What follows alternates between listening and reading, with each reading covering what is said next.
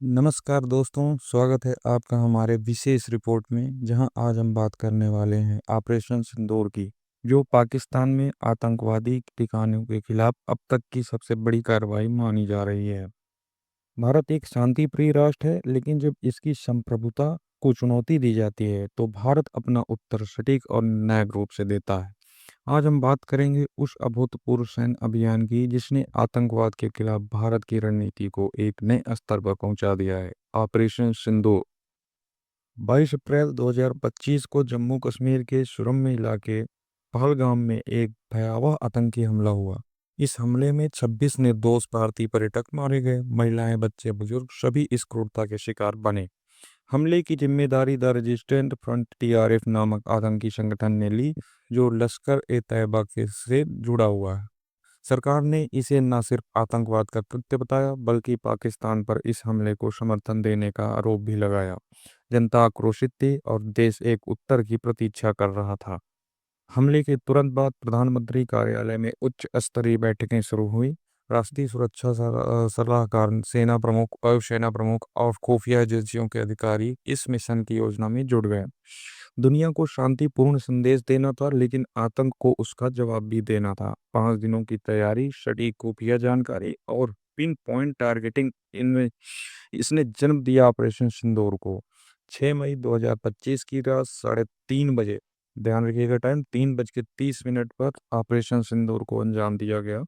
भारतीय वायुसेना के राफेल और सुखोई 30 विमान पाकिस्तान अधिकृत कश्मीर और पाकिस्तान के अंदर गहराई तक घुसे।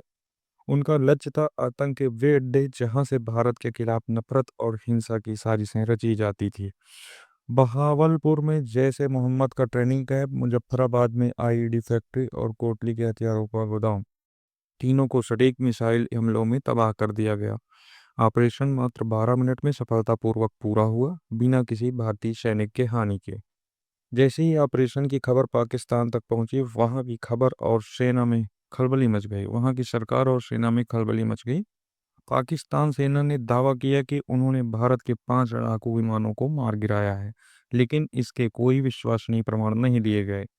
भारत ने इस दावे को सिरे से खारिज कर दिया और कहा कि सभी फाइटर सुरक्षित लौटे। इसके बाद नियंत्रण रेखा LOC पर गोलीबारी शुरू हुई। दोनों देशों के बीच तनाव बढ़ा, लेकिन भारत संयम बरतता रहा। भारत की ओर से यह स्पष्ट था कि यह कार्रवाई आतंक के खिलाफ थी, पाकिस्तान के आम नागरिकों या सेना के खिलाफ नहीं। ऑपरेशन सिंदूर ने वैश्विक मंच पर भी हलचल मचा दी। संयुक्त राष्ट्र अमेरिका, रूस, फ्रांस और अन्य देशों ने दोनों पक्षों में संयम बरतने की अपील की। कई अंतर्राष्ट्रीय मीडिया हाउसेस ने भारत की कार्रवाई को सर्जिकल टारगेटेड और जिम्मेदार बताया।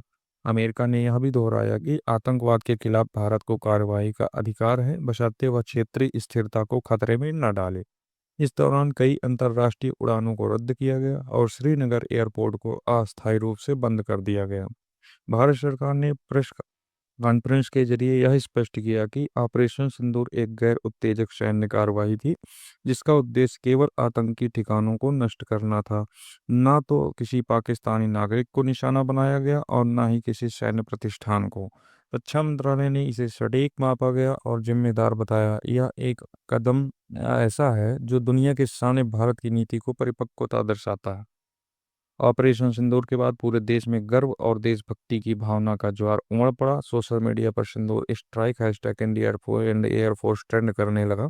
लोगों ने भारतीय सेना की बहादुरी को सलाम किया और शहीदों को श्रद्धांजलि दी। यह सिर्फ एक सैन्य अभियान नहीं, यह भारत की आत्मरक्षा की घोषणा थी। यह एक संदेश, हम शांति चाहते हैं पर कमजोरी नहीं। यह एक संदेश दिया गया है हमारी तरफ से। ऑपरेशन सिंदूर भारत की उस नीति का प्रतीक है जो कहती है कि अब हम चुप नहीं बैठने वाले। यह एक ऐसा कदम था जो न कि सिर्फ आतंकी नेटवर्क को कमजोर करता है, बल्कि आने वाली पीढ़ियों को सुरक्षा और गर्व का एहसास कराता है। हम सैल्यूट करते हैं उन जवानों को जो अंधेरे में दुश्मनों के अड्डों तक पहुंचे और बिना शोर किए अपना काम कर लौट आए। हम याद करते हैं उन मासूमों को जिन्होंने पहलगाम में अपनी जान गंवाई, और हम आभार प्रकट करते हैं भारत की सुरक्षा एजेंसियों का, जो हर रोज देश की रक्षा में जुटे रहते हैं। अगर आपको यह वीडियो जानकारी पूर्वक लगी तो इसे लाइक करें, शेयर करें और चैनल को सब्सक्राइब करें। जय हिंद, वंदे मातरम। आपकी आवाज़ हमारे सैनिकों के सम्मान को और बुलंद कर सकती है। धन्यवाद। अपनी राय कमेंट में अवश्य दें।